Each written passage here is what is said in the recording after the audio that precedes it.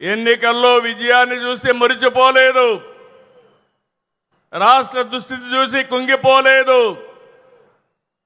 నేను నాలుగోసారి ముఖ్యమంత్రి.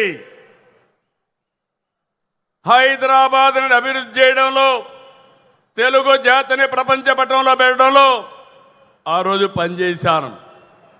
నాలుగోసారి ముఖ్యమంత్రి అయితే ఎంత లోతుకెళ్తే ఎక్కడ చూసినా అఘాతాలే, ఎక్కడా నిధులు లేవు, డిపార్ట్మెంట్స్ అన్ని విధ్వంసం అయిపోయినాయి, అధికార యంత్రాంగం నిర్వీర్యమైపోయింది.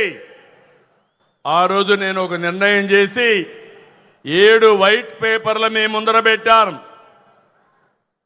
అన్ని విషయాలు పెట్టాను.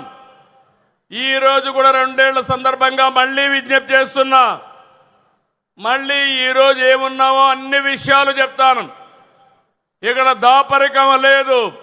ఒక ప్రజా ముఖ్యమంత్రిగా, ఈ ప్రజా ప్రభుత్వాన్ని నడిపించే వ్యక్తిగా మీకు అన్ని విషయాలు చెప్తానని ఆంధ్రప్రదేశ్ రాష్ట్రానికి ప్రజలందరికీ విజ్ఞప్తి చేస్తున్నా.